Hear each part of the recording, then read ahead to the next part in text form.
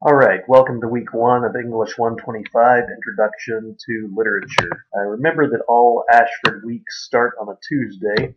This week in week 1 you have a couple of assignments. You need to post your introduction, you need to complete discussion 1 and discussion 2, and also you have a written assignment.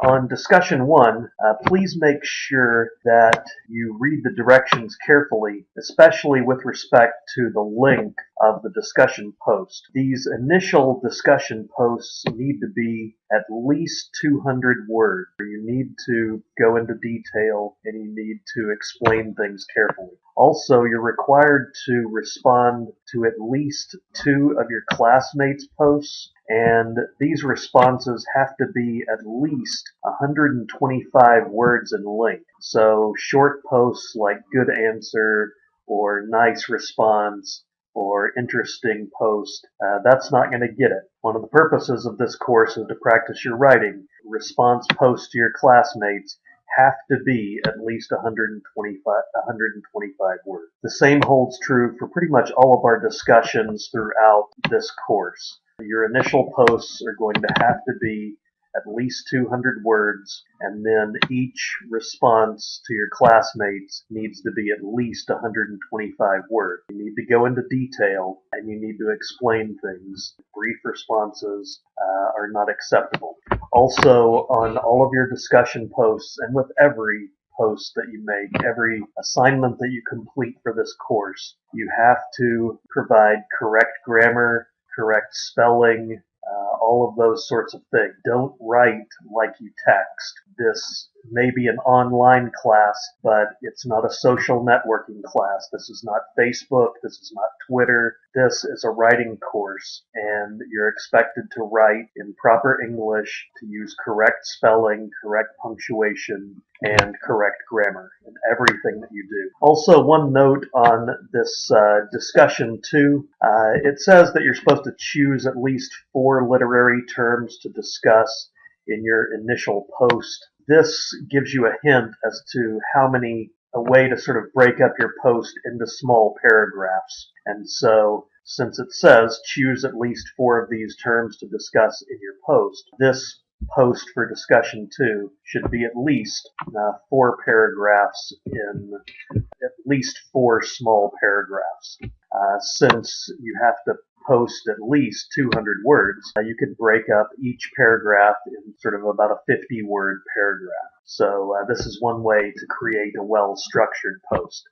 The prompt for the discussion is asking for 4 different things, and so it would make sense to use 4 different paragraphs in your response. In addition to the 2 discussion post assignments, you have a written assignment this week. Please read these directions carefully. One of the main reasons people get in trouble on these papers and on all of these assignments is because they're not reading the directions carefully. Notice that the paper that you're writing this week has to be a bare minimum of 2 double-spaced pages. Also note that the title page and the reference page do not count toward that total. It says excluding title and reference page. So your very first page is going to be the title page.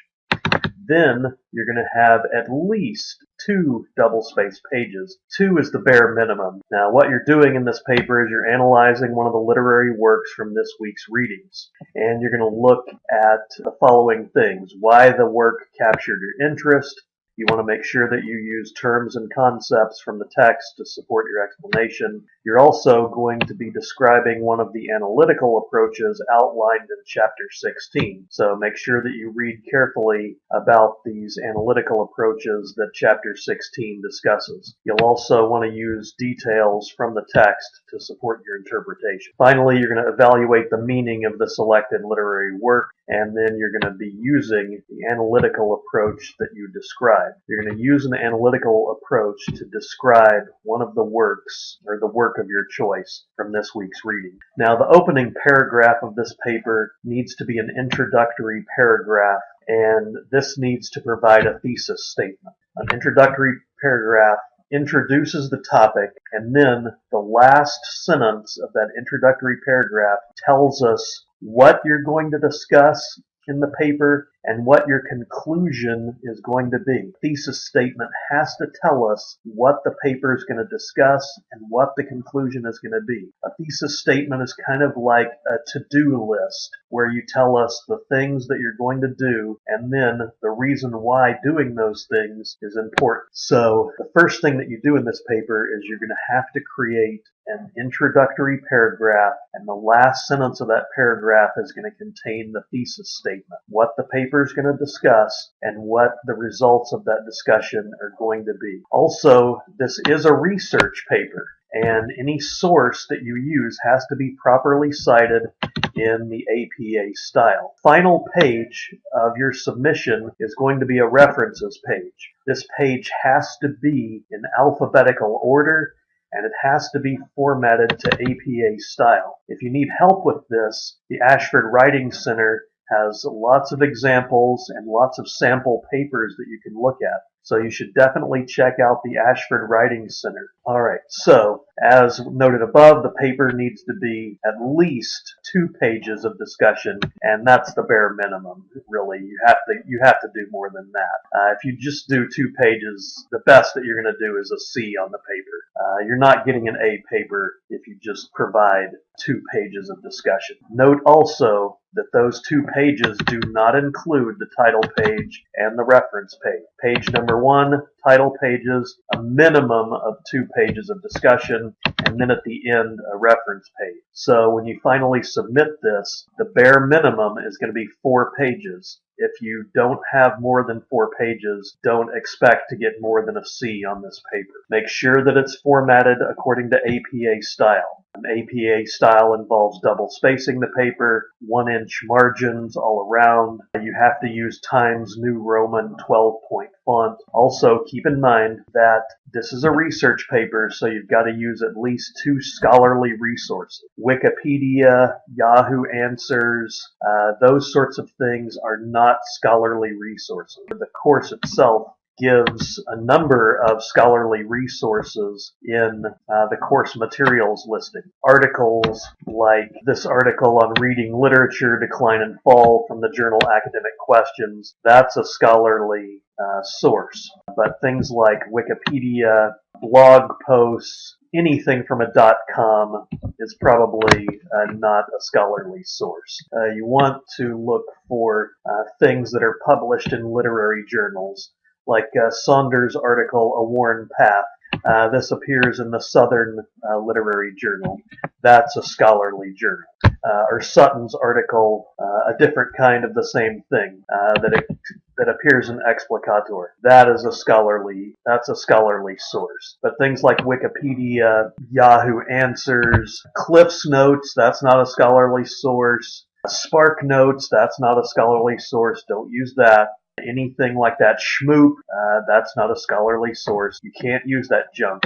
That's not what real research is about. Finally, before you write this paper, also make sure that you look at the grading rubric for the paper. That can give you some good clues as to what this paper wants. This paper counts 10% of your grade. And so, first of all, you need to explain the work that you are analyzing. You need to have a description of your analytical approach. Also, you need to use that analytical approach in the paper. Control of syntax and mechanics. You have to have good spelling and grammar in the paper. Comprehension. You have to distinguish probable implications of the text for context, perspectives, or issues outside the assigned task or beyond the author's explicit message. You have to use APA formatting correctly. The page requirement has to be you have to meet the page requirement. If you just submit 2 pages of analysis, the grade is going to probably be basic. You're not getting an A if you just submit the bare minimum. Resource requirement. You've got to use scholarly sources, and I would suggest going above and beyond what the paper calls for. 2 sources really doesn't make a research paper. You need to go farther than that. Please make sure that you read carefully this grading rubric. So I hope this helps. Please do check out the Ashford Writing Center. There are a ton of resources that'll help you there. Also, another useful site that you'll find for research paper writing is Purdue OWL. I'd really suggest that you check this site out too. There's a lot of information on APA formatting on this site. There are tons of examples, there's sample papers, but the Purdue Online Writing Lab is also an extremely helpful source. Well, I hope this helps, and if you have any questions, please don't hesitate to get in touch with me.